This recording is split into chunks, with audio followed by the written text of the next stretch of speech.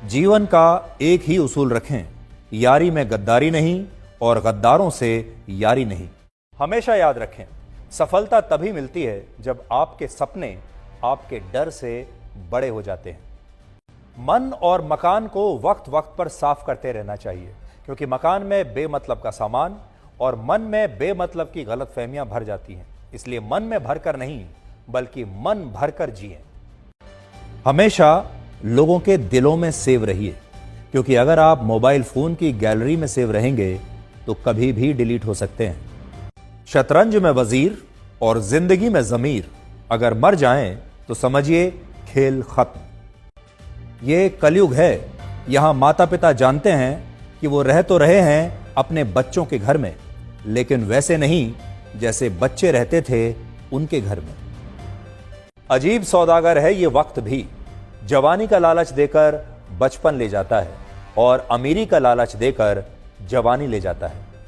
जीवन में अच्छी यादों का अचार डालिए जो दिल के मर्तबान में सालों साल रखा रहे, और बुरी यादों की चटनी बनाइए ताकि वो 2 दिन में ही खत्म हो जाए। जिंदगी और चाय एक जैसी होती है, जैसे ही मजा आने लगता है तब खत्म हो जाती हैं।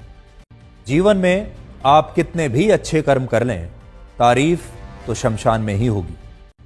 कड़वा सच यह है कि मृत्यु के बाद इंसान का सारा सामान दान कर दिया जाता है, लेकिन उसका कमाया हुआ सारा धन आपस में बांट लिया जाता है। जीवन एक कलम यानी पेन की तरह है। इससे पहले कि इसकी स्याही खत्म हो जाए, आप अपनी कहानी लिख दीजिए। छाता और दिमाग तभी काम करते हैं जब वो खुले हों, क्योंकि बंद होने पर दोनों ही बोझ लगते हैं। शिक्षा एक ऐसा वृक्ष है जो दिल में उगता है, दिमाग में पलता है और जुबान से फल देता है।